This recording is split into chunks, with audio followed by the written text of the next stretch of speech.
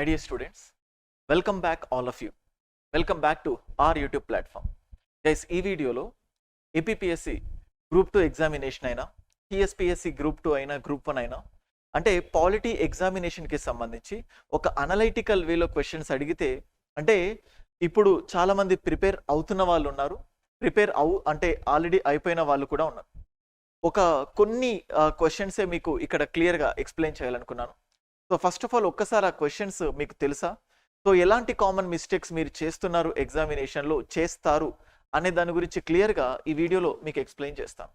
దానికంటే ముందు Indian polity subject simple అయినప్పటికీ కూడా చాలామంది స్టూడెంట్స్కి సిల్లీ మిస్టేక్స్, ఎందుకంటే ఇండియన్ పాలిటీ సబ్జెక్ట్తో పాటు కొన్ని ఇంపార్టెంట్ టర్మినాలజీస్ కూడా తెలియాలి.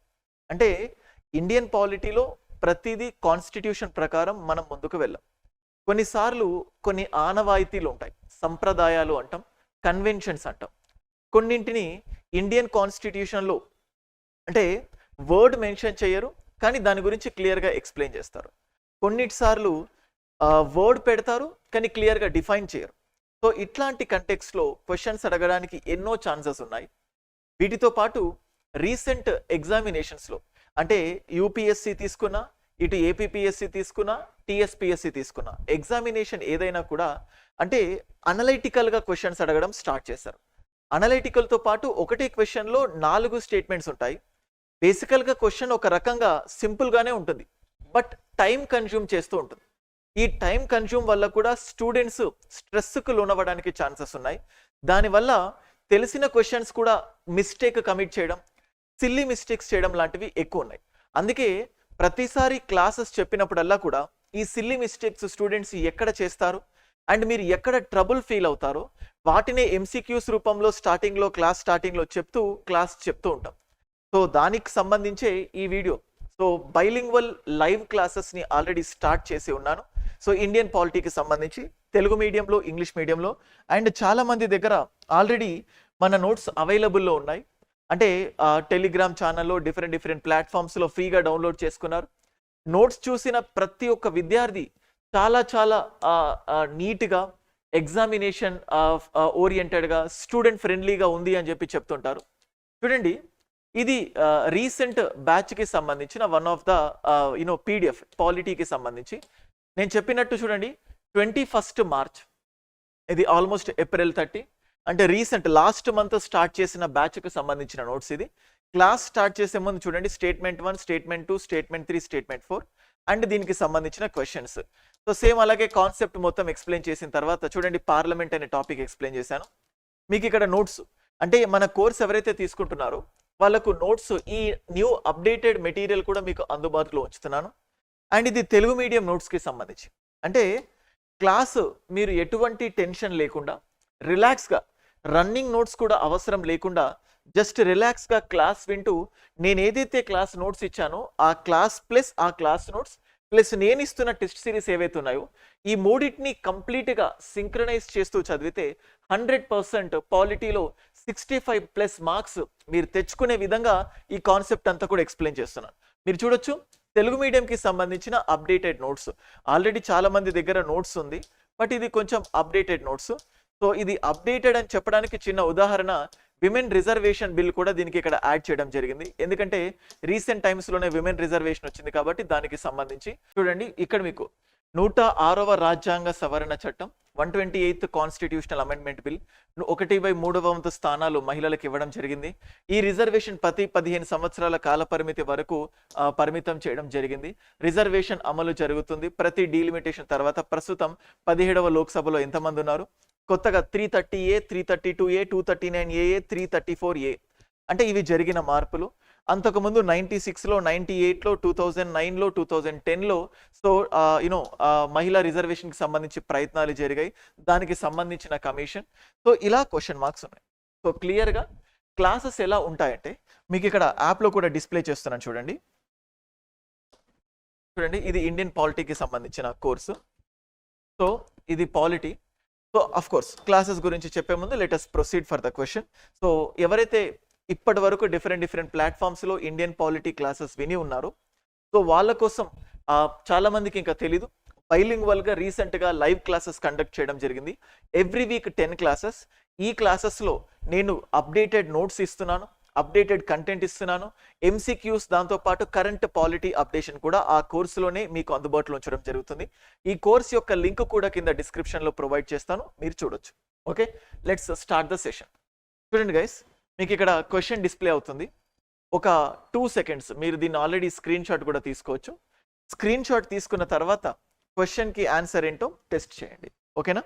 సో 5 సెకండ్స్ దీని గురించి థింక్ చేయండి. నెక్స్ట్ మీకు ఇక్కడ డిస్ప్లే చేస్తున్నాను. సో ఇక్కడ ఏంటంటే, నేను ప్రతిసారి యూపీఎస్సీ లెవెల్లో క్వశ్చన్స్ అడుగుతూ ఉంటాను. అంటే యూపీఎస్సీ ఈ సిస్టమ్ని ఫాలో అవుతుంది. ఆప్షన్స్ ఇచ్చి ఏదైనా ఒక స్టేట్మెంట్ కరెక్ట్, ఏవైనా 2 కరెక్ట్, ఏవైనా 3 కరెక్ట్, అన్నీ సరైనవి, ఏది కాదు. సో ఇప్పుడు చెప్పబోయే ప్రతి క్వశ్చన్ కూడా ఈ మోడల్లో చెప్తున్నది.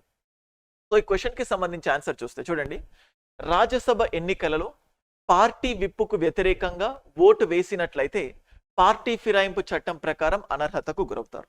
అంటే ఇది ఏం జరిగిందంటే, రీసెంట్గా హిమాచల్ ప్రదేశ్లో సో ఏమైందంటే, కాంగ్రెస్ పార్టీకి చెందిన 6 ఎమ్మెల్యేలు బహిరంగంగానే బీజేపీ రాజ్యసభ ఎంపీకి, అంటే రాజ్యసభ ఎంపీ క్యాండిడేట్కి ఓటు వేయడం. సో కాంగ్రెస్ పార్టీ హిమాచల్ ప్రదేశ్లో మెజారిటీ ఉన్నప్పటికీ కూడా ఒక బీజేపీ రాజ్యసభ ఎంపీ గెలవడం జరిగింది లాటరీ ద్వారా. దానికి సంబంధించి కూడా ఆల్రెడీ వీడియో చేశాను. అయితే ఇక్కడ ఏంటంటే, జనరల్గా పార్టీ ఫిరాయింపు చట్టం, ఇటు తెలుగు ఏపీపీఎస్సీ అయినా టీఎస్పీఎస్సీ అయినా పార్టీ ఫిరాయింపు చట్టం క్లియర్గా సిలబస్లో. సో మీకు తెలియంది ఏంటంటే, విప్ ఆజ్ఞను ధిక్కరించినట్లయితే వాళ్ళు అనర్హతకు గురవుతారు. ఇది మనకు తెలిసిందే. అయితే మనం ఇక్కడ గమనించాల్సింది ఏంటంటే, రాజ్యసభ ఎలక్షన్స్ అప్పుడు కానీ, ప్రెసిడెంట్ ఎలక్షన్స్ అప్పుడు కానీ ఏ పార్టీలు కూడా విప్ జారీ చేయడానికి వీల్లేదు. అంటే ఖచ్చితంగా ఈ పార్టీ వ్యక్తికే ఓటు వేయండి అని చెప్పడానికి వీల్లేదు. సో ఎలాగో పార్టీ విప్ జారీ చేయలేదు కాబట్టి, సో ఈ అభ్యర్థులు ఎవరికి కావాలనుకుంటే వాళ్ళకు ఓటేస్తారు. క్రాస్ ఓటింగ్ అంటే, నేను ఒక కాంగ్రెస్ ఎమ్మెల్యేనైనా కానీ బీజేపీ రాజ్యసభ ఎంపీకి ఓటు వేయొచ్చు. ఎందుకంటే పార్టీ నాకు ఎటువంటి ఆదేశాలు జారీ చేయలేదు. ఎందుకంటే సో ఈ రాజ్యసభ ఎలక్షన్స్లో, రాష్ట్రపతి ఎలక్షన్స్లో, ఇన్ఫ్యాక్ట్ ఉపరాష్ట్రపతి ఎన్నికల్లోనైనా కూడా విప్ జారీ చేయడానికి ఆస్కారం లేదు. అందుకోసం ఇక్కడ చూడండి, రాజ్యసభ ఎన్నికల్లో పార్టీ విప్పుకు వ్యతిరేకంగా ఓటు వేసినట్లయితే, అంటే జనరల్గా విప్ జారీ చేయదు అంటే నా కంటెక్స్ట్ ఏంటంటే, ఆ సేమ్ పార్టీకి కాకుండా ఇంకొక పార్టీకి ఓటు వేస్తే వాళ్ళు డిస్క్వాలిఫై అవుతారు. They will be disqualified under anti defection law. అంటే కొన్నిసార్లు ఏంటంటే, ఇన్ఫార్మల్గా రూల్ ప్రకారం ఏంటంటే, రాజ్యసభ ఎలక్షన్స్కి కానీ ప్రెసిడెంట్ ఎలక్షన్స్కి కానీ విప్ జారీ చేయొద్దు. ఇన్ఫార్మల్గా విప్ జారీ చేసినా కానీ పార్టీ చెప్పిన వాళ్ళకు కాకుండా వేరే వాళ్ళకు ఓటు వేశారు అన్న కారణంతో డిస్క్వాలిఫై చేయకూడదు. అంటే చూడండి, క్వశ్చన్ యొక్క ఇంటెన్షన్ చూడండి, విప్ జారీ చేయకూడదు. సో నువ్వు పార్టీకి వ్యతిరేకంగా ఓటేసినా నువ్వు పార్టీ ఆజ్ఞను ధిక్కరించావు అని చెప్పి వాళ్ళని డిస్క్వాలిఫై చేయడానికి వీల్లేదు. ఓకే, సో కాబట్టి they will be disqualified under anti defection law అంటున్నాను కాబట్టి ఇది తప్పు. So this is wrong. ఓకేనా? నెక్స్ట్ చూద్దాం.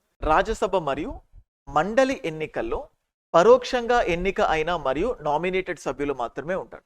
రాజ్యసభ ఎలక్షన్స్ చూస్తే రాజ్యసభలో కొనసాగించే అంటే కంటిన్యూయింగ్ అంటే present on going strength 245, maximum strength 250. ఇందులో 12 మెంబర్స్ నామినేటెడ్ ఉంటారు. అంటే ఈ కేసులో చూస్తే 233 ఎలక్టెడ్ ప్లస్ 12 మెంబర్స్ నామినేటెడ్. ఈ కేసెస్ చూస్తే 238 ఎలక్టెడ్ ప్లస్ 12 నామినేటెడ్. అంటే ఎలక్టెడ్ ఏంటి, డైరెక్ట్లీ కాదు, ఇండైరెక్ట్లీ ఎలక్టెడ్. సో మీరు ఇక్కడ ఏం చూస్తారంటే, బేసికల్గా రాజ్యసభలో పరోక్ష ఎన్నికలు ఉంటాయి ప్లస్ 12 మెంబర్స్ నామినేషన్ ఉంటుంది. ఇది మనకు తెలిసిందే. సో ఇక్కడ ఏంటంటే, చదువుకునేటప్పుడు మండలి రాజ్యసభ 2 సమానమని చదువుకుంటారు. అలా ఎగ్జామినేషన్లోకి వెళ్ళిన తర్వాత ఈ రెండిటి మధ్యలో ఉన్న కామన్ డిఫరెన్స్ ఏదైతే ఉంటుందో దాన్ని మీకు కనిపించదు, మీరు మిస్ అవ్వడానికి ఛాన్సెస్ ఉంటాయి. అందుకోసం ఇక్కడ చెప్తుంది ఏంటంటే, రాజ్యసభలో ఎస్ పరోక్షంగా ఎన్నికైన వాళ్ళు ఉంటారు అండ్ నామినేటెడ్ సభ్యులు మాత్రమే ఉంటారు. కానీ మండలి దగ్గరకు వచ్చేసరికి మనం చూస్తే 1/3వ వంతు ఎమ్మెల్యేల ద్వారా, 1/3వ వంతు స్థానిక సంస్థల ప్రతినిధులు లోకల్ బాడీస్ ద్వారా అండ్ 1/12 టీచర్స్ ద్వారా, 1/12 పట్టభద్రులు గ్రాడ్యుయేట్స్ ద్వారా, 1/6 గవర్నర్ నామినేషన్ ద్వారా ఉంటుంది. అంటే ఈ రెండేమో పరోక్షంగా ఎన్నిక, ఈ రెండేమో ప్రత్యక్షంగా ఎన్నిక, ఇదేమో నామినేషన్. అంటే మండలిలో ప్రత్యక్షంగా ఎన్నికైన వాళ్ళు, పరోక్షంగా ఎన్నికైన వాళ్ళు, నామినేటెడ్ సభ్యులు వీళ్ళంతా కూడా ఉంటారు. ఓకే, సో కాబట్టి ఇది కూడా రాంగ్ స్టేట్మెంట్. నెక్స్ట్, రాష్ట్రపతి ఎన్నికల్లో దేశంలోని అన్ని రాష్ట్రాల ఎంపీలకు ఒకే ఓటు విలువ కలిగి ఉంటుంది. అంటే చూడండి, సో రాష్ట్రపతి ఓట్ వాల్యూ కూడా మీకు ఖచ్చితంగా తెలిసి ఉండాలి. రాష్ట్రపతి ఓట్ వాల్యూ గురించి చూస్తే 1 ఎమ్మెల్యే ఓట్ వాల్యూ గనక మనం పరిశీలిస్తే, సో ఒక రాష్ట్రం యొక్క టోటల్ పాపులేషన్ బై ఆ రాష్ట్రంలో ఉన్న అసెంబ్లీ సీట్స్ ఇంటూ 1/1000. ఇది ఫార్ములా. ఇప్పుడు తెలంగాణ తీసుకుంటే తెలంగాణ జనాభా, తెలంగాణ అసెంబ్లీ సీట్స్, ఆంధ్రప్రదేశ్ జనాభా బై ఆంధ్రప్రదేశ్ అసెంబ్లీ సీట్స్. ఇక్కడ మీరు గుర్తించుకోవాల్సింది ఏంటంటే, జనాభా అంటే రీసెంట్ జనాభా కాదు, 1971 సెన్సస్ ప్రకారం దీన్ని తీసుకుంటారు. సో మీకు ఒక క్వశ్చన్ అడుగుతున్నాను, ప్రెసిడెంట్ ఎలక్షన్స్లో ఉమ్మడి ఆంధ్రప్రదేశ్ ఓట్ వాల్యూ, ఒక ఎమ్మెల్యే ఓట్ వాల్యూ ఎంత? అంటే ఇప్పుడు డివైడ్ అయిన తర్వాత Telangana MLA vote value, Andhra Pradesh MLA vote value ఎంతో ఒకసారి కమెంట్ చేయండి. ఫ్యాక్ట్గా కూడా క్వశ్చన్ అడగొచ్చు. సో ఇప్పుడు ఒక ఎమ్మెల్యే ఓట్ వాల్యూ తెలిసింది కాబట్టి, సో ఇంటూ 119 చేస్తే తెలంగాణ అందరి ఎమ్మెల్యేల ఓట్ వాల్యూ తెలుసు.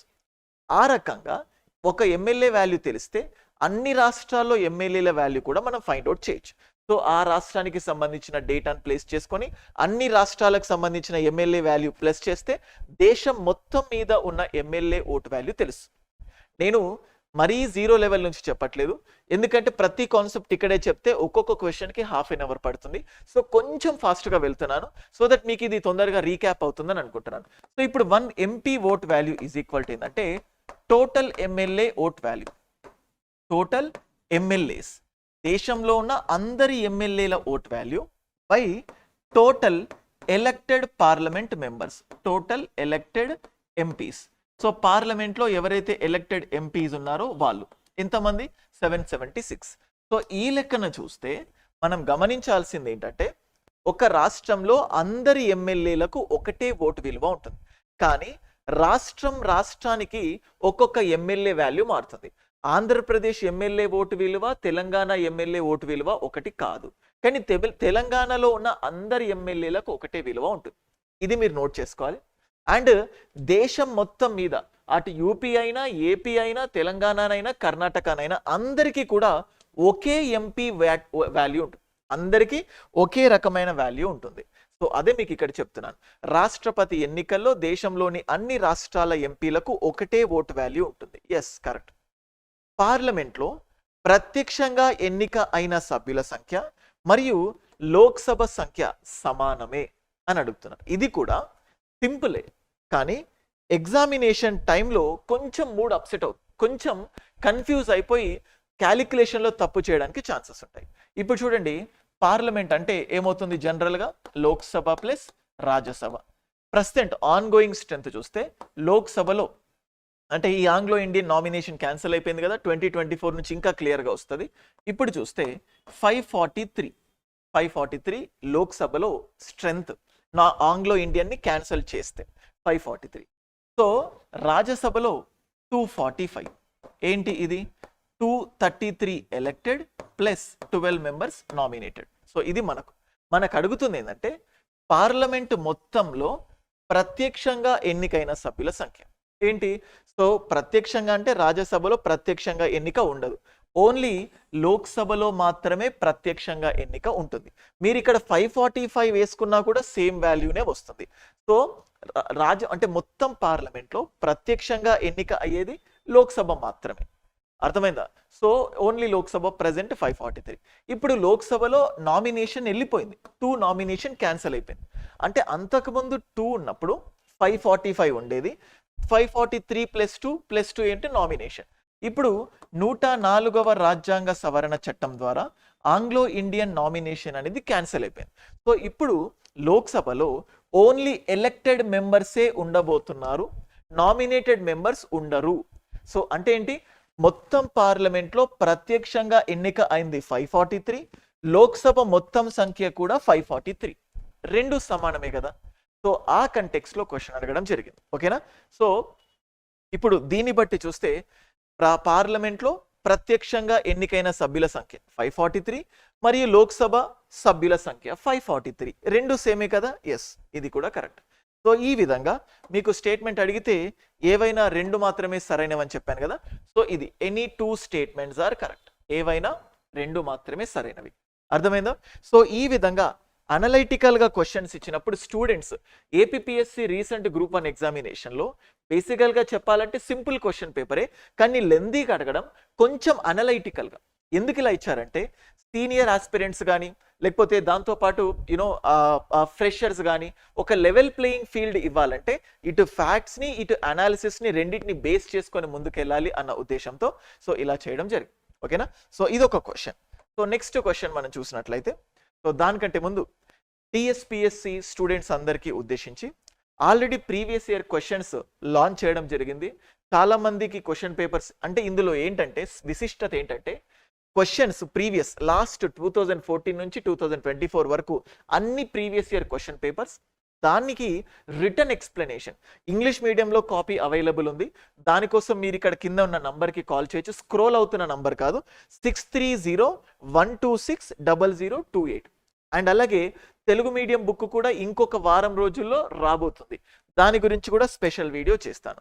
ఇప్పుడు ఏపీపీఎస్సికి సంబంధించి ఏపీపీఎస్సి గ్రూప్ 2 మెయిన్స్లో ఏపీ హిస్టరీ చాలా చాలా వర్తీ సబ్జెక్ట్, 75 మార్క్స్. అయితే ఇప్పటికీ ఉన్న స్టాండర్డ్ బుక్స్ చూడడానికి కొంచెం స్టూడెంట్ ఫ్రెండ్లీగా ఉండకపోవడం, కొంచెం ఇబ్బంది పడడం జరుగుతుంది. అలాంటి వాళ్ళను ఉద్దేశించి మనకు Shivaji sir state fame, 2 Telugu రాష్ట్రాల్లో చాలా చాలా ఫేమస్ ఫ్యాకల్టీ. శివాజీ సార్ అని చెప్తే ఇటు తెలంగాణ అటు ఆంధ్ర స్టేట్లో తెలంగాణ మూమెంట్ అండ్ ఆంధ్రప్రదేశ్కి సంబంధించి ఏపీ హిస్టరీ ఈ 2 సబ్జెక్ట్లో చాలా చాలా నిష్ణాతులైన ఫ్యాకల్టీ. సార్ యొక్క ఎక్స్పీరియన్స్ మీరు ఇందులో చూడొచ్చు. సార్ చూస్తే హిస్టరీ, ఎకనామిక్స్, తెలుగు లిటరేచర్లో గోల్డ్ మెడలిస్ట్ అండ్ గ్రూప్ 2 పరీక్షల్లో సక్సెస్ అయ్యి ఏసీటీఓగా ఎంపికయ్యారు. తర్వాత జూనియర్ లెక్చర్, డిగ్రీ లెక్చర్ పరీక్షల్లో ఉమ్మడి ఆంధ్రప్రదేశ్లో టాపర్గా నిలిచారు. సో శివాజీ సార్ రాసిన ఈ బుక్ నా చేతిలో ఆల్రెడీ మీరుంది, కనిపించవచ్చు. ఇది ఏపీ హిస్టరీ వాళ్ళను ఉద్దేశించి డిస్ప్లే చేయడం జరిగింది. అయితే ఎగ్జాక్ట్గా syllabus point of view unit 1, unit 2, unit 3, unit 4, unit 5 so సిలబస్లో ఏమైతే ఉందో ఎగ్జాక్ట్గా దాని ఓరియంటెడే మీకు ఇది రిలీజ్ చేయడం జరిగింది. ఇందులో మళ్ళీ ప్రీవియస్ క్వశ్చన్ పేపర్ 2017, 2019 సో వీటికి సంబంధించి ఒక మోడల్ ఆన్సర్ బిట్ బ్యాంక్స్ కూడా అందించడం జరిగింది. సో తెలుగు మీడియం బుక్ గురించి కన్ఫ్యూజ్ అయ్యే వాళ్ళు, ఎందుకంటే దగ్గరుండి ఈ బుక్ నేను కూడా చూశాను, కొన్ని పేజెస్ చూసినప్పుడు నాకు కూడా చాలా ఇంట్రెస్టింగ్గా ఉంది. బట్ టైం లేదు కాబట్టి మొత్తం చదవలేను, కానీ 100% స్టూడెంట్కి సజెస్ట్ చేయొచ్చు అని చెప్పి ఈ బుక్ని మీ ముందు చూపిస్తున్నాను. అండ్ దీని తర్వాత నెక్స్ట్ మనం చూసినట్లయితే ఇక్కడ మనకు క్వశ్చన్ డిస్ప్లే అవుతుంది చూడండి. నెక్స్ట్ క్వశ్చన్ ఒక సెకండ్ క్వశ్చన్ చూడండి, ఒక 5 సెకండ్స్ మొత్తం క్వశ్చన్ చూడండి. నేను దీన్ని మళ్ళీ మీకు ఎక్స్ప్లెయిన్ చేస్తాను. స్క్రీన్ షాట్ తీసుకోండి, లేకపోతే పాజ్ చేయండి. ఆన్సర్ ఏంటో మీరు ఆన్సర్ చెప్పడానికి ప్రయత్నించండి. ఓకే, ఒక అభ్యర్థి ఎమ్మెల్యే మరియు ఎంపీగా గెలుపొందితే 10 రోజుల్లో తన నిర్ణయాన్ని తెలియజేయాలి. ఇది రీసెంట్ ఎలక్షన్స్లో కేసీఆర్, రేవంత్ రెడ్డి 2 ఎమ్మెల్యే స్థానాలకు పోటీ చేయడం, సో అంతకుముందు రాహుల్ గాంధీ 2 ఎంపీ స్థానాలకు, అంతకుముందు నరేంద్ర మోదీ 2 ఎంపీ స్థానాలకు పోటీ చేయడం, సో కేసీఆర్ ఒక ఎంపీ ఒక ఎమ్మెల్యేగా పోటీ చేయడం, సో ఇట్లా కామన్ కాన్సెప్ట్ చూస్తూ ఉంటాం. అయితే ద్వంద్వ సభ్యత్వం అంటాం, డ్యూయల్ మెంబర్షిప్, దాన్ని ఉద్దేశించి ఒక ఎమ్మెల్యే అభ్యర్థి సో ఎమ్మెల్యేగా గెలుస్తున్నాడు, దాంతోపాటు లోక్సభ ఎంపీగా కూడా గెలిస్తే తన నిర్ణయాన్ని ఎన్ని రోజుల్లో తెలియజేయాలంటారు. సో ఇక్కడ తన నిర్ణయాన్ని 10 days అని ఇచ్చారు. స్టూడెంట్స్ ఇదే కన్ఫ్యూజ్ అవుతారు. ఒకేసారి 2 సభలకు గెలుపొందితే సో జరిగేది ఏంటంటే 10 days కాదు, సో 2 సభలకు గెలుపొందినప్పుడు 10 daysలో డిసైడ్ చేయాలి. కానీ ఇక్కడ ఎమ్మెల్యే ప్లస్ లోక్సభ 2 అంటున్నారు కాబట్టి ఇది 10 కాదు 14 days, 14 daysలో నిర్ణయం తీసుకోవాల్సి ఉంటుంది. అర్థమైందా? జస్ట్ అంటే ఎగ్జామినేషన్లో students fact based point of వ్యూలో అంటే ముందు వెనక కన్ఫ్యూజ్ అవుతారు. ఇప్పుడు టోకెన్ కట్ మోషన్ అంటే policy cut motion, economy cut motion అంటే దేనికి 1 రూపీ, దేనికి 100 రూపీ, దేనికి స్పెసిఫైడ్ అమౌంట్, సో అలాగే ఈ 10 days, 14 days, 2 months ఇట్లాంటి దగ్గర కన్ఫ్యూజ్ అవ్వడానికి ఛాన్సెస్ ఉన్నాయి. అందుకే మీకు ఈ క్వశ్చన్ ఇచ్చా. నెక్స్ట్, ఇప్పటి వరకు పార్లమెంట్లో 14 ప్రైవేట్ సభ్యుల బిల్లులు ఆమోదించబడ్డాయి. So far 14 private member bills got passed. ఇది యూపీఎస్సీ ఎగ్జామినేషన్లో అడిగిన క్వశ్చన్. ఎస్, పబ్లిక్ అంటే ఏంటి? Only ministers. ప్రైవేట్ అంటే ఓన్లీ నాన్ మినిస్టర్స్. సో దాదాపుగా 1970s last private member bill pass అయింది. సో ఇప్పటి వరకు ఆల్మోస్ట్ 54 years అయింది. ఇప్పటి వరకు ఏ ప్రైవేట్ మెంబర్ బిల్ కూడా పాస్ అవ్వలేదు. అయితే ఆ లాస్ట్ పాస్ అయిన బిల్ పేరేంటో ఒక్కసారి చెప్పండి కింద కమెంట్ సెక్షన్లో. మీరు యాక్టివ్గా వింటున్నారా లేదా అని చెప్పడానికి ఇది చెప్పాను. చూడండి, ఈ క్వశ్చన్స్ ఎగ్జాక్ట్గా ఎగ్జామ్లో ఇలా ఇవ్వచ్చు అన్న కంటెక్స్ట్లో మీకు ఆ క్వశ్చన్స్ ఇచ్చాను. 4 స్టేట్మెంట్స్. సో ఓకేనా? సో ఇది కరెక్ట్ స్టేట్మెంట్, సో ఇది రాంగ్ స్టేట్మెంట్. రాజ్యాంగం ప్రకారం ప్రతి బడ్జెట్ సమావేశం గవర్నర్ ప్రసంగంతో ప్రారంభం అవ్వాలి. బేసికల్గా గవర్నర్ ధన్యవాద తీర్మానం. సో చూడండి, ప్రెసిడెంట్ ధన్యవాద తీర్మానమేమో ఆర్టికల్ 86, ఆర్టికల్ 87. గవర్నర్ ధన్యవాద తీర్మానం ఆర్టికల్ 175, ఆర్టికల్ 176. ఇది న్యూస్లో ఉంది రీసెంట్గా. ఎందుకు అంటే తెలంగాణ రాష్ట్రంలో గవర్నర్ తమిళిసై గవర్నర్ స్పీచ్ లేకుండా తెలంగాణ బడ్జెట్ సమావేశాలు జరిగాయి 22లో 21లో. సో అదే జరిగింది. సో అలా జరగడం రాజ్యాంగబద్ధమా కాదా అని కూడా క్వశ్చన్ వచ్చింది. సో బేసికల్గా ఏంటంటే ప్రతి సంవత్సరం మొదటి సమావేశం గవర్నర్ ప్రసంగంతో ఉండాలి. ఓకే, మీకు చూడండి రాజ్యాంగం ప్రకారం అంటున్నాను. సో రాజ్యాంగం ప్రకారం ప్రతి సంవత్సరం మొదటి సమావేశం అని ఉంది, కానీ బడ్జెట్ సమావేశం మాత్రం కాదు. అయితే కోయిన్సిడెంటల్గా బడ్జెటే ఫస్ట్ ఉంటుంది కదా. సో బడ్జెట్ సమావేశం అంటే గవర్నర్ ప్రసంగంతో ప్రారంభం కావాలి అని మీకు మీరు సెల్ఫ్గా ఆ పర్సెప్షన్ని డెవలప్ చేసుకుంటారు. సో అది చెప్పడానికి ఇది చెప్పాను. మొదటి సమావేశం మాత్రమే, బడ్జెట్ కాదు.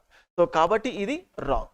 ఈ స్టేట్మెంట్ ఈ కంటెక్స్ట్లోనే తమిళిసై బడ్జెట్ సమావేశం పెట్టేటప్పుడు గవర్నర్ తమిళిసై గారు ఎందుకు ప్రసంగం లేదు అనుకుంటే అది ఆ సంవత్సరం ఫస్ట్ బడ్జెట్ కాదు. సో లాస్ట్ టైం బడ్జెట్ ఏదైతే ఉంటుందో, లాస్ట్ ఇయర్ సెషన్ ఏదైతే ఉంటుందో దానికి కొనసాగింపుగా ఈ సెషన్ చేస్తున్నారు అన్న ఉద్దేశంతో సో గవర్నర్ తమిళిసై ప్రసంగం లేకుండా తెలంగాణ సమావేశాలు ప్రారంభమైన కోర్టులో దానికి ఎటువంటి లిటిగేషన్ రాలేదు. Okay, so simple. ఇది చాలా పెద్ద కాన్సెప్ట్, ప్రోరోగో ఇవన్నీ తెలియాలి.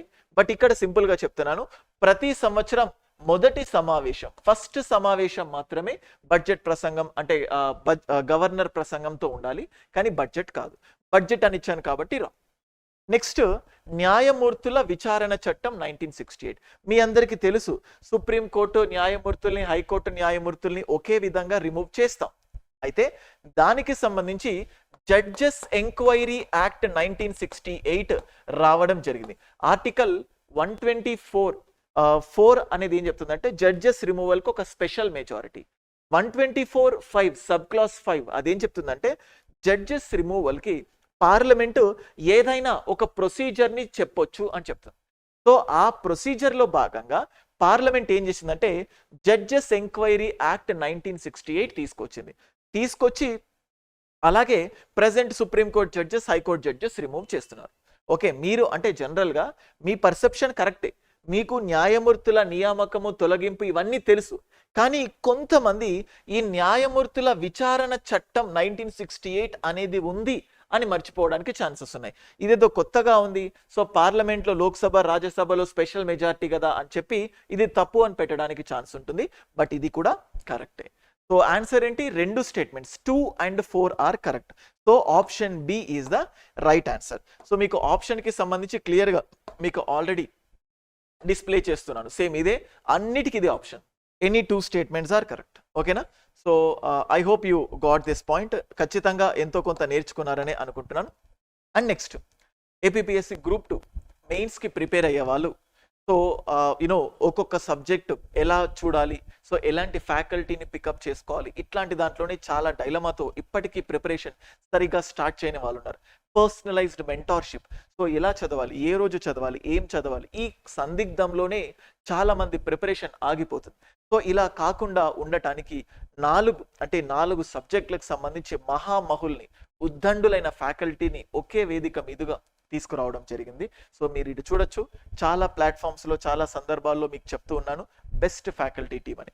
అండ్ దీంతో పాటు ఎలా చదవాలి, ఎలా ముందుకెళ్ళాలి అని చెప్పడానికి మిషన్ నిర్వాణ అని చెప్పి కూడా ఒక ప్రోగ్రామ్ని స్టార్ట్ చేయడం జరిగింది. సో డే వైజ్ ప్లాన్, ఏ డే రోజు ఏం చదవాలి, ఏది అంటే ఎంతసేపు చదవాలి, ఎన్ని టెస్ట్ చదవాలి, ఏ మెటీరియల్ ఫాలో కావాలి అంటే మన దగ్గర full course APSC group 2 full course తీసుకున్న వాళ్ళకు మెటీరియల్స్ పీడిఎఫ్ అంటే హ్యాండ్ రిటెన్ నోట్స్ మేమే ఇస్తున్నాం, క్లాస్ రూమ్ వీడియోస్ మేమే ఇస్తున్నాం, టెస్ట్ సిరీస్ మేమే ఇస్తున్నాము, ప్లాన్ ఏ రోజు ఏం చదవాలి ఇవన్నీ కూడా మేమే ఇస్తున్నాం. అండ్ అలాగే ఈ ప్లాన్ కూడా జస్ట్ మీకు పీడిఎఫ్ ఇవ్వడమే కాదు, మీకు కోర్సులో కూడా డే 1, డే 2, డే 3, డే 4 అన్నట్టు ఒక ఫోల్డర్ ఉంటుంది. ఆ ఫోల్డర్ క్లిక్ చేసిన తర్వాత మీకు ఏ రోజు ఏం చదవాలి అన్నట్టు అంత హ్యాండీగా ఉంటుంది. మీకు కంటెంట్ ఇవ్వడంతో పాటు అది మీ మైండ్కి వెళ్ళాలి అన్న ప్రయత్నంలో మేము కూడా అంత సీరియస్గా ఉండి ప్రయత్నాలు చేయడం జరిగింది. ఓకే, సో ఎవరైనా కూడా కోర్స్ తీసుకోవాలంటే కోర్స్కి సంబంధించిన లింక్ కింద డిస్క్రిప్షన్లో ఉంటుంది, తీసుకోవచ్చు. అలాగే ఇండివిజువల్ కోర్సెస్ కూడా ఉన్నాయి, మీకు అన్ని అవసరం లేదు, ఇండివిజువల్ కావాలంటే అది కూడా ఉంది. పాలిటీ లైవ్ క్లాసెస్ రీసెంట్గానే స్టార్ట్ అయ్యాయి అని చెప్పాను, సో అది కూడా మీరు పర్చేస్ చేసుకోవచ్చు, చాలా తక్కువ ప్రైస్కి మీకు అది ఇవ్వడం జరిగింది. Next, consider the following statements. Sachin's H.N. Sanyal committee so is related to contempt of court. ఇది కూడా ప్రీవియస్ గా యూపీఎస్సీలో అడిగిన question. So yes, H.N. Sanyal. So దీని ప్రకారమే కంటెంప్ట్ ఆఫ్ కోర్టుకు సంబంధించి కంప్లీట్ రూల్స్ రెగ్యులేషన్స్ ఫ్రేమ్ చేయడం జరిగింది. రీసెంట్ గా చాలా మంది పైన కోర్టు ధిక్కరణ గురించి న్యూస్ లో ఉంది. మీకు అడుగుతున్న క్వశ్చన్ ఏంటంటే ఈ కంటెంప్ట్ ఆఫ్ కోర్టుకు సంబంధించి ఆ చట్టం ఏదైతే ఉంటుందో సన్యాల్ కమిటీ రూపొందించిన తర్వాత అది కంప్లీట్ చట్టం ఏ రూపంలో అంటే ఏ ఇయర్లో వచ్చింది అదొకసారి మెన్షన్ చేయండి. కంటెంప్ట్ ఆఫ్ కోర్టుకు సంబంధించిన నిబంధనలు ఏ సంవత్సరంలో అమల్లోకి వచ్చాయి. సో సన్యాల్ కమిటీ దానికి సంబంధించి. Next, present SC ST and women reservation in parliament extends for every 15 years. So ఇది కూడా సింపుల్గా 10 అని ఇస్తే కన్ఫ్యూజ్ అవుతారు. సో 15 విమెన్కి 15 ఉంది కదా, ఎందుకంటే చాలా మంది పాతవి మర్చిపోతారు. రీసెంట్గా విమెన్ రిజర్వేషన్ ప్రతి 15 సంవత్సరాలకు ఒకసారి రివ్యూ చేస్తామని చెప్పారు కదా, సో వీళ్ళకు కూడా 15 years ఏమో అని మీరు అనుకుంటారు, అందుకోసం ఇది మీకు ఇచ్చాను. సో 15 అంటే ఎస్సీ ఎస్టీకి ఏమో ప్రతి 10 yearsకి ఒకసారి రివ్యూ చేస్తారు, అండ్ విమెన్కి ఏమో ప్రతి 15 yearsకి ఒకసారి రివ్యూ చేస్తారు. ఓకేనా, సో కాబట్టి ఇది రాంగ్ స్టేట్మెంట్. సో ఒక రాష్ట్ర శాసన సభ్యుడు రాష్ట్రపతి, మండలి మరియు పార్లమెంట్ ఎన్నికల్లో ఓటు వేయవచ్చు. ఓటు అని వచ్చింది, అది vote. Okay, so a state legislature can cost his vote to the elections of president, council and parliament. అంటే సింపుల్గా ఏంటంటే స్టేట్ లెజిస్లేచర్ అంటే ఇక్కడ నేను కన్సిడర్ చేస్తుంది ఎమ్మెల్యే. సో రాష్ట్రపతి ఎన్నికల్లో అందరూ ఎలక్టెడ్ ఎమ్మెల్యేస్ పార్టిసిపేట్ చేస్తారు, సో కాబట్టి పార్టిసిపేట్ చేస్తారు. కౌన్సిల్లో 1/3 ఎలక్షన్స్ ఎమ్మెల్యేస్ అని చెప్పాను, వాళ్ళు పార్టిసిపేట్ చేస్తారు. ఓకే, అండ్ అలాగే పార్లమెంట్ అంటే లోక్సభ సభ్యులు ఉంటారు ప్లస్ రాజ్యసభ సభ్యులు కూడా ఉంటారు. ఇప్పుడు చూడండి, తెలంగాణ స్టేట్లో ఇప్పుడు లోక్సభ ఎలక్షన్స్ జరిగాయి, అందులో ఒక ఎమ్మెల్యే క్యాండిడేట్ కూడా సాధారణ పౌరుడిగా లోక్సభ ఎంపీకి ఓటేస్తాడా వేడా? వేస్తాడు. అలాగే రాజ్యసభ ఎలక్షన్ జరిగినప్పుడు దాంట్లో కూడా ఎమ్మెల్యేసే పార్టిసిపేట్ చేస్తారు. సో కాబట్టి ఒక ఎమ్మెల్యేగా ఉన్న వ్యక్తి వీళ్ళందరికీ కూడా ఓటు వేస్తాడు. సో ఇది కరెక్ట్ స్టేట్మెంట్. మంత్రి మండలి వ్యక్తిగతంగా రాష్ట్రపతికి బాధ్యత వహించాలి. ఎస్, ఇండివిజువల్గా. రీసెంట్గా కేరళలో గవర్నర్ నేను సో అండ్ సో మినిస్టర్కి నా ప్లెజర్ని విత్డ్రా చేశాను అని చెప్పినప్పుడు ఈ పాయింట్ న్యూస్లో ఏదైతే ఉంటుందో దాంట్లో నుంచే క్వశ్చన్స్ పికప్ చేసుకోవడానికి ఛాన్సెస్ ఉన్నాయి. సమిష్టిగా అయితే లోక్సభ, చూడండి సమిష్టిగా అయితే లోక్సభ, ఇక్కడ ఏమి ఇచ్చాను వ్యక్తిగతంగా ఇండివిజువల్గా ఇచ్చాను కాబట్టి ప్రెసిడెంట్. ఎందుకంటే మంత్రుల్ని రాష్ట్రపతి తొలగిస్తాడు, కానీ ఆయన సొంతంగా తొలగించాడు. ప్రధానమంత్రి సలహా మేరకు రాష్ట్రపతి మంత్రి మండలిని సో ఎవరిని కావాలనుకుంటే వాళ్ళను రిమూవ్ చేయొచ్చు. ఓకే, సో అంటే ఇండివిజువల్గా మాత్రం ప్రెసిడెంట్కి రెస్పాన్సిబుల్.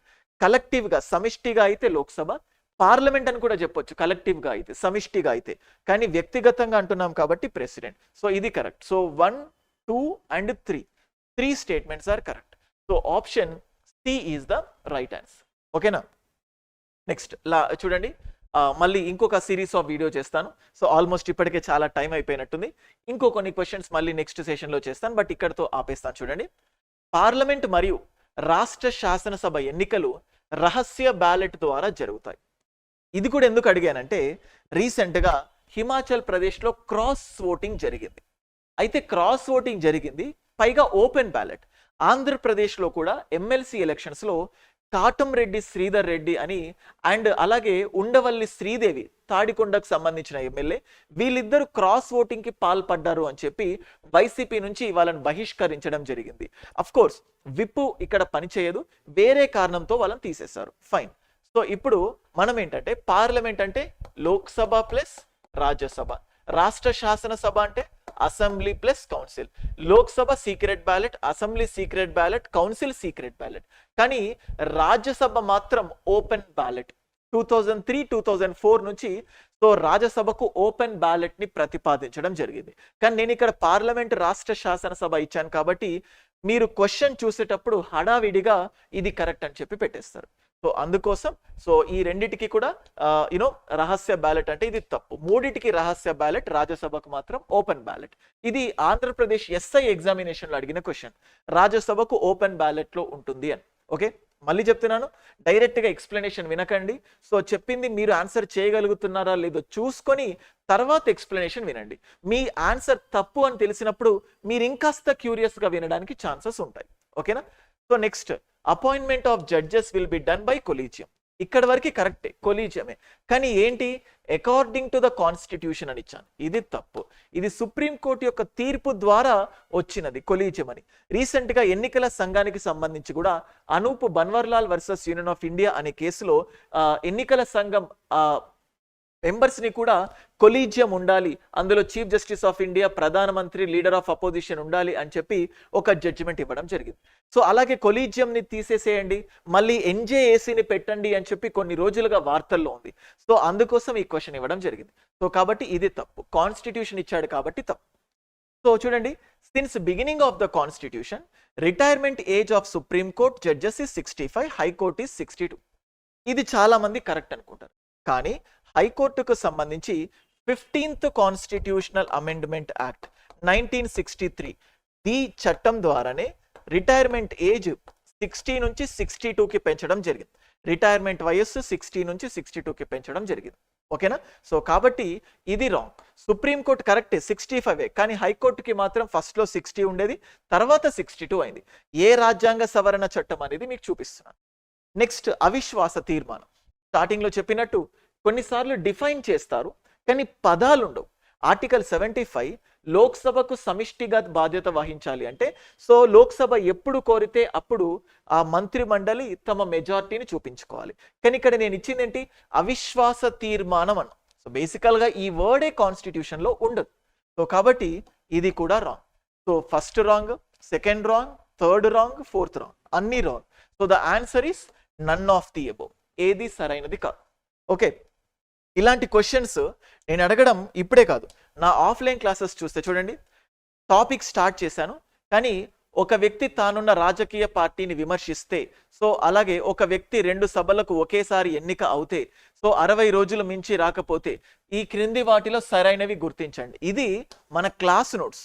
సో క్లాస్లో నోట్స్ రాసి ఒక నీట్గా రాసే స్టూడెంట్ నోట్స్ని పికప్ చేసుకొని మీకు ఈ నోట్స్ ఇవ్వడం జరిగింది. ఇది క్లాస్ నోట్స్. సేమ్ అలాగే ఇంగ్లీష్ మీడియం కూడా మీరు చూస్తే చూడండి, ప్రతి టాపిక్ స్టార్ట్ చేసే ముందు చూడండి, statement 1, statement 2, statement 3, statement 4. Student ఇక్కడ రైట్ రాంగ్ అంతే చెప్పిన తర్వాత నోట్ చేసుకున్నాడు.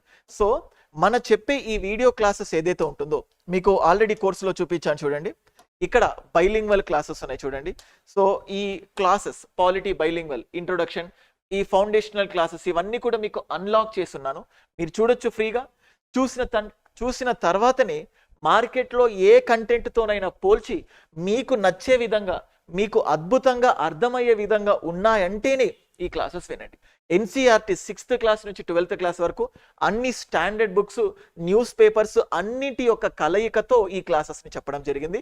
సో క్లియర్గా వీటిని సెగ్రిగేట్ చేశాను. ఫస్ట్ కేంద్ర రాష్ట్ర శాసన వ్యవస్థ, తర్వాత కార్యనిర్వాహక వ్యవస్థ, సో తర్వాత సుప్రీంకోర్టు, హైకోర్టు, ఇవన్నీ చెప్తున్నాను. ఓకేనా? సో మీకు ఇది కావాలంటే ఆ కోర్స్ యొక్క లింక్ కింద డిస్క్రిప్షన్లో ఇచ్చాను, మీరు పర్చేస్ చేసుకోవచ్చు. అండ్ ఏపీపీఎస్సీ గ్రూప్ 2కి సంబంధించి టెస్ట్ సిరీస్ మొన్నే సండే రోజు April 28న స్టార్ట్ అయింది. ఎవ్రీ సండే టెస్ట్ ఉంటుంది. ఈ టెస్ట్ సిరీస్ ఒక పీడిఎఫ్ కూడా మీకు టెలిగ్రామ్లో అప్లోడ్ చేస్తాను. నచ్చిన వాళ్ళు టెస్ట్ సిరీస్ కూడా తీసుకోవచ్చు. మంచి R&D టీంతో మంచి అద్భుతమైన టెస్ట్ సిరీస్ ఏపీ గ్రూప్ 2 వాళ్ళకు అందించడం జరిగింది. సో అలాగే టీఎస్ వాళ్ళకు కూడా టెస్ట్ సిరీస్ ఇవన్నీ కూడా మీకు యాప్లో అందుబాటులో ఉంటాయి, మీరు చూడొచ్చు. That's all. Thank you for watching. Video నచ్చితే ఛానల్కి సబ్స్క్రైబ్ చేసుకోండి, మీ ఫ్రెండ్స్కి కూడా చెప్పండి. Thank you.